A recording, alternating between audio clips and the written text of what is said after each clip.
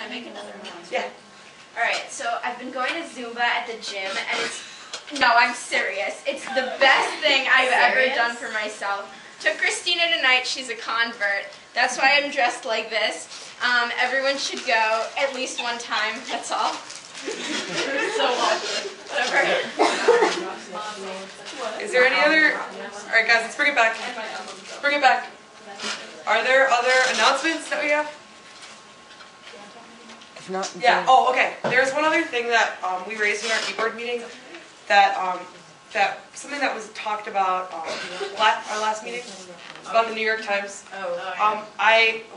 We've come to some conclusions. I'm going to let Nikki talk about a lot of the financial piece of it, but I think it's important that we do readdress that student concern. So go ahead.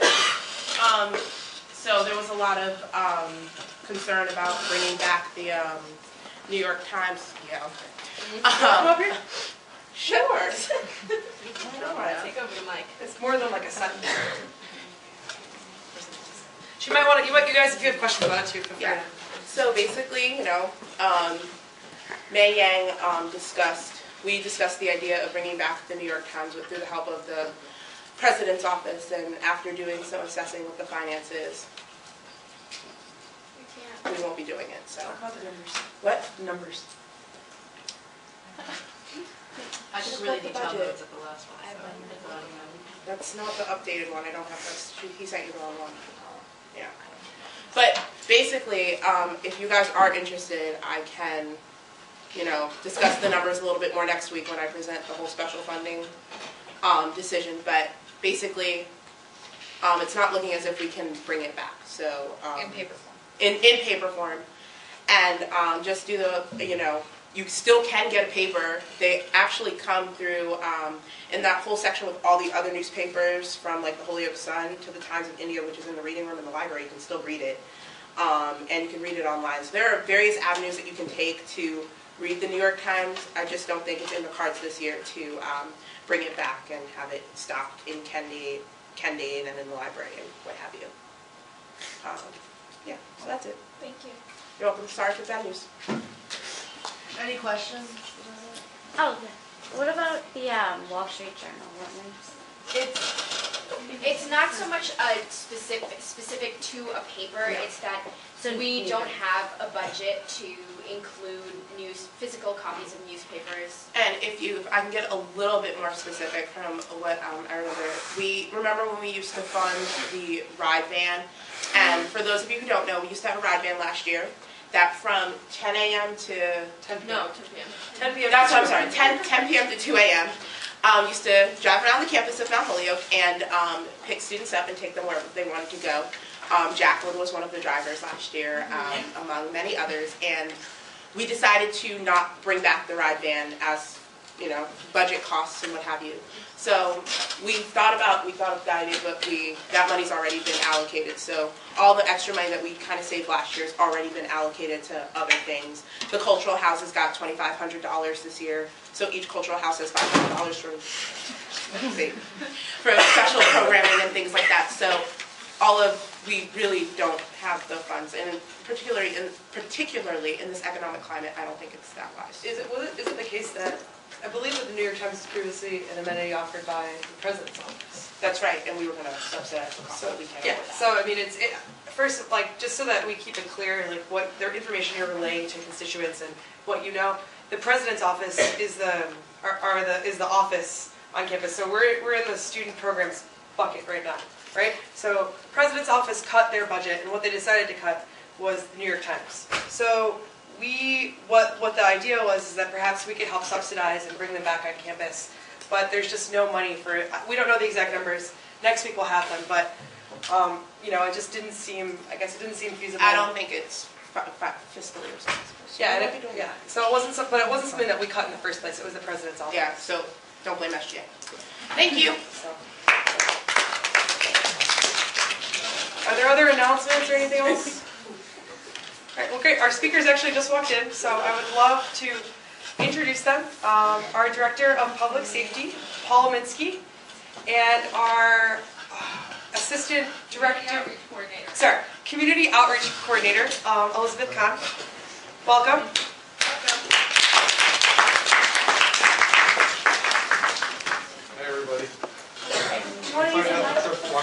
upstairs. Do you want to use the mic? No, I No. don't think so. Oh, cameras, you'll break it. Nice to see everybody tonight. Thank you for having us come here. Again, Paul Ominski, Elizabeth Kahn. We're here to just chat a little bit about public safety and answer any questions that you might have. Usually make an annual fall visit, and sometimes we get invited back later in the semester if there are issues that come up. We're happy to come here anytime. I thought I might just chat a little bit about some of the public safety changes. You know, we have a 3-campus collaborative, and I thought it might be helpful just to chat with you a little bit about what we're doing and what's happened so far and what it all means. So Smith, Mount Holyoke, and Hampshire actually combined into one public safety organization July 1st.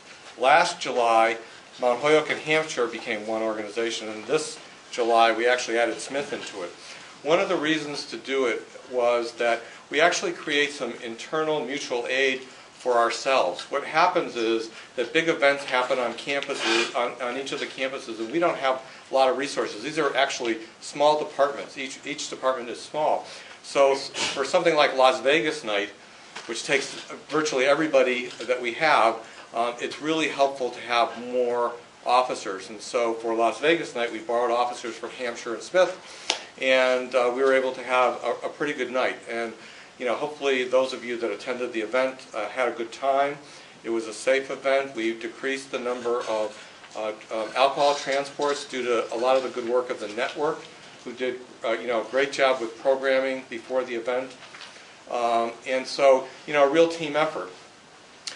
So on each campus there's a set of officers, and they mostly stay on that campus. We are doing cross-training between the campuses, so if something happened at Hampshire tonight that the officers know where to go, those kinds of things. We also have a centralized dispatch, so each campus used to have its own dispatch person. So Smith had one, Hampshire had one, Mount Holyoke had one. And we actually combined dispatch. It's here at Mount Holyoke.